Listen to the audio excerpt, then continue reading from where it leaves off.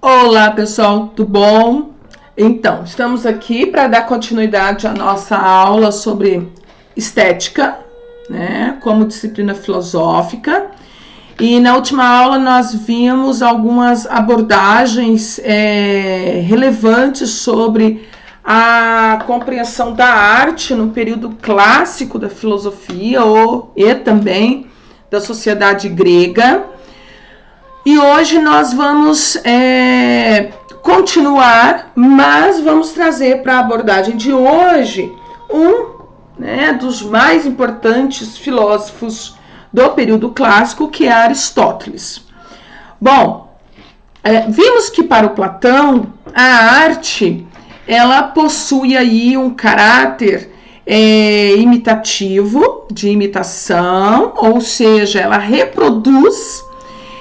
A partir de toda a perspectiva da filosofia platônica, nós vimos que o personagem, por exemplo, o poeta, que é um dos mais importantes personagens da configuração da arte no período no qual Platão está se referindo, não é tido por ele um personagem que colabore de maneira significativa para o conhecimento, uma vez então que ele trabalha e que o seu ofício é o que? Representar, copiar, imitar. Então isso vai contrariar a perspectiva platônica de conhecimento, que é algo que está no campo das ideias, e tudo que é a partir dos sentidos é levado à ilusão. Pois bem, Aristóteles, embora tenha sido aí um importante companheiro de Platão, foi seu discípulo por um período importante de tempo, ele vai divergir do seu mestre, especialmente a respeito da ideia de imitação e também no sentido da tragédia, Aristóteles, ele vai na sua obra poética tratar sobre a arte grega, especialmente o gênero da tragédia, e ele vai ter uma concepção tanto quanto diferente. Então é importante nós situarmos isso aqui. Para início, quero reforçar com vocês aqui uma parte que está na Poética de Aristóteles, importante para nós compreendermos a sua perspectiva em relação à arte.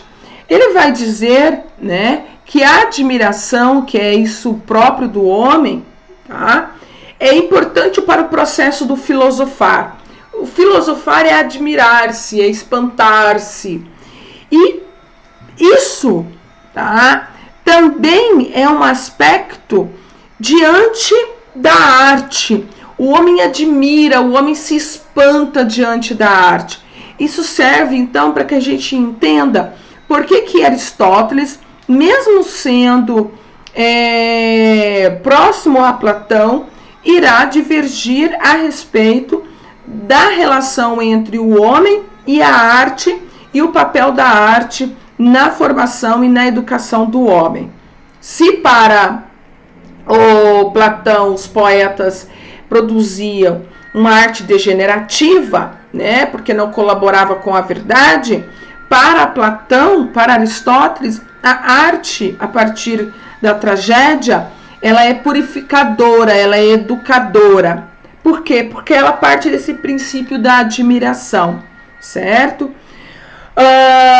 Então, de modo que, quando o homem admira, o homem abre os seus olhos, ele espanta, ele busca sair, então, em função de conhecer o que provoca essa admiração, o que vem a ser essa admiração, é o primeiro passo para sair da ignorância. Gosto muito desse retrato aqui, no qual nós temos Platão, famoso, a obra em qual aponta ali Platão e Aristóteles, e nós temos Aristóteles aqui. Enquanto Platão está com o mundo das ideias, Aristóteles está apontando para a experiência, a vida prática, o mundo dos sentidos. Bom, então, admirar é uma sensação, certo? E para Aristóteles, sentir é experimentar um sentido. O poeta, nessa questão aí, ele vai produzir, vamos ver quem é o poeta. É aquele que representa as tragédias, que escreve as tragédias. Nós temos aí Sófocles, é um deles, né? Ao compor, tá? O poeta vai lidar com imagens. As imagens para Platão eram uma reprodução. Entretanto, para Aristóteles, a imagem é uma representação. Elas não são só apenas imagens, tá? Então, nós temos aqui o poeta, temos como instrumento do poeta a imagem, tá? Então, o poeta não está livre para compor o que bem entende. Ele deve, ao contrário, seguir aquilo que um determinado personagem. Então, esse personagem aparece em forma de uma imagem de alguma coisa. Então, as imagens não são apenas imagens, segundo Aristóteles. Ela desperta para um movimento. Olha aqui, né? Lembrando aí lá da metafísica de Aristóteles, um movimento. Que tipo de movimento é esse? Espontâneo, né? Da admiração. Nesse caso, quando nós estamos falando da arte, nós estamos falando da poética, nós estamos falando um movimento espontâneo da alma, que não pode ser anulado, de acordo com Aristóteles. A tragédia, ou esse aspecto da arte em Aristóteles, tem uma função educadora, tá? Então, ela educa, certo? Ela tem também uma função psicológica, porque ele vai falar sobre a catarse, né? Então, o que vem, como Aristóteles determina e postula a ideia de tragédia? A tragédia é uma imitação das ações humanas. Em certo ponto, e isso alguns estudiosos da filosofia irão, a partir desse princípio, de que a tragédia, ela é o quê? Um espaço entre a passagem do mito, tá?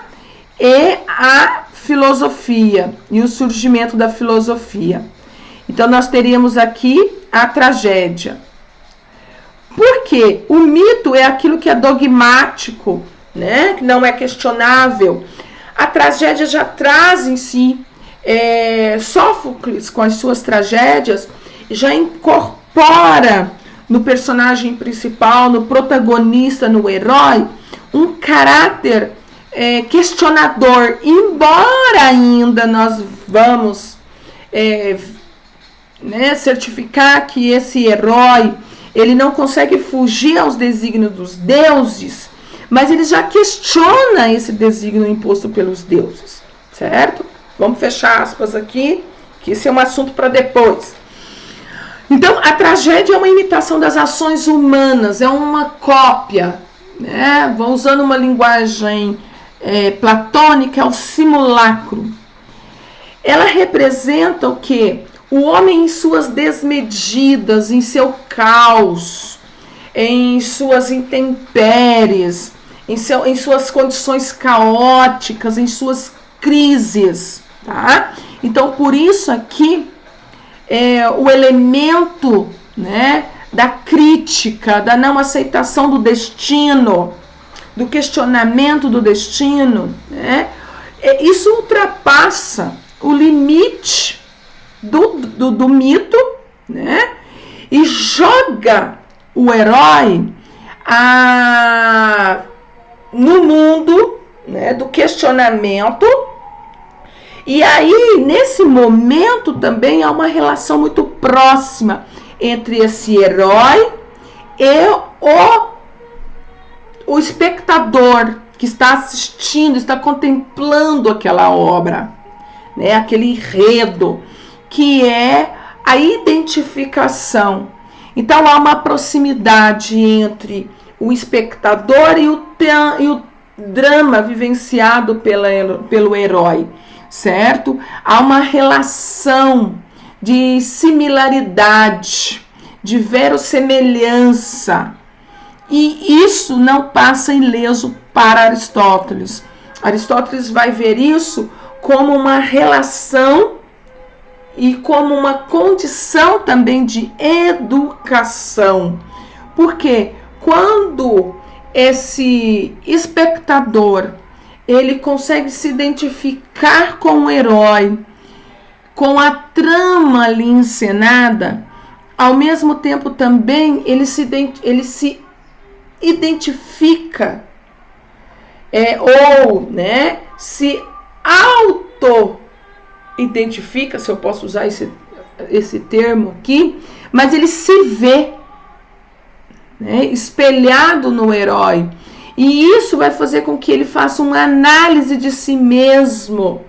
Ele submeta a análise das suas incoerências, das suas desmedidas, das suas condições caóticas.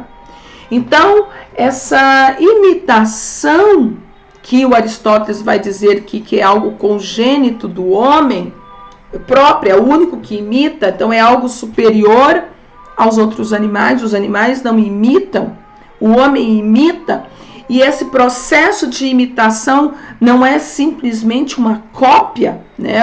O homem que podemos atribuir uma imitação que ultrapassa os limites da cópia, porque ele não está só copiando, ele está também ao mesmo tempo, né, recriando.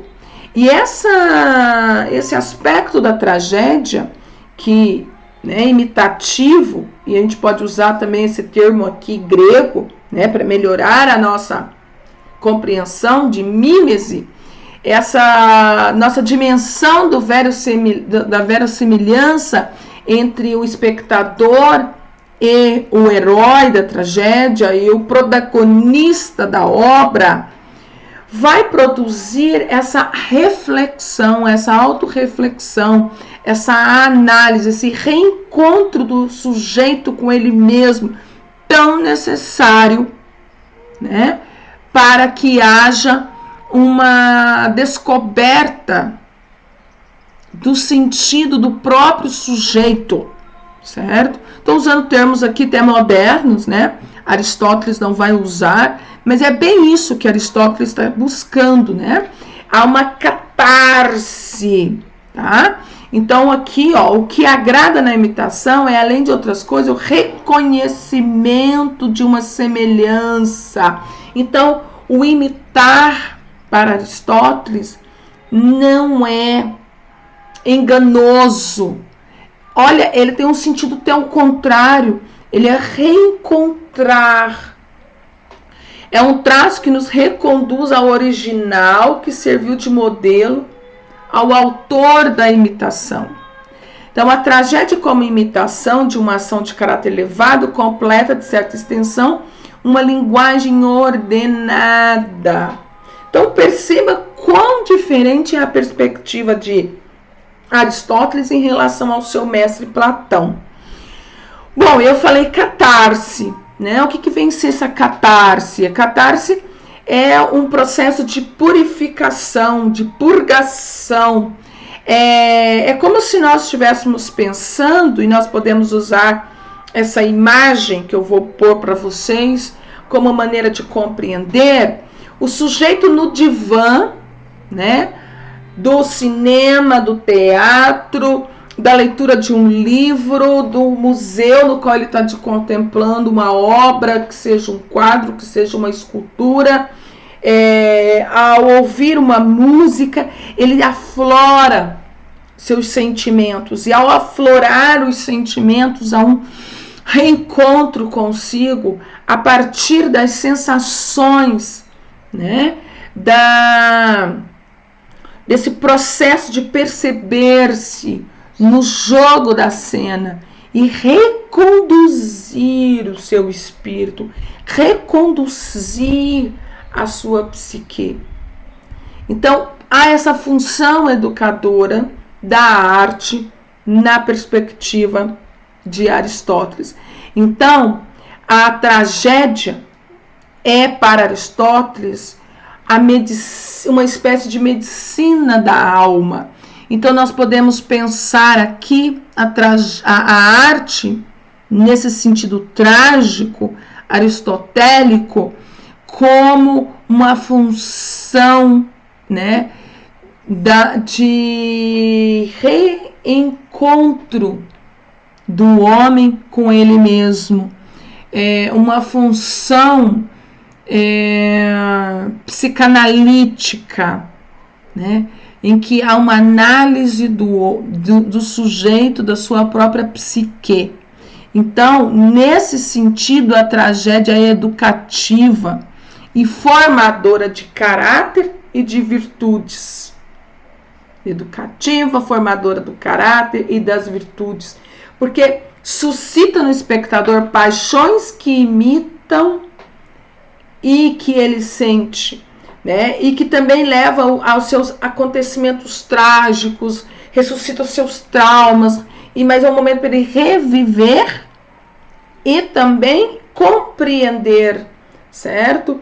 Então o espectador deve aprender pela imitação, pelo espetáculo oferecido, o bem e o mal das paixões, os seus sentimentos, daquilo que lhe é próprio, que pode fazer terrível ou, né, algo de terrível ou de benéfico enquanto ser humano. Essa é uma perspectiva da Marilena Chaui, a partir da perspectiva aristotélica do que vem a ser a arte. Então, de um grosso modo, podemos perceber para Aristóteles uma função educadora da arte.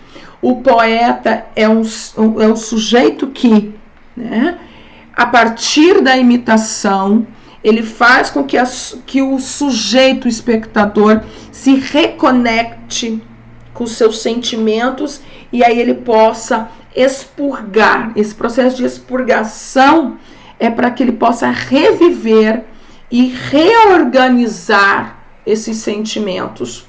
Ele possa fazer uso da arte como uma medicina da alma.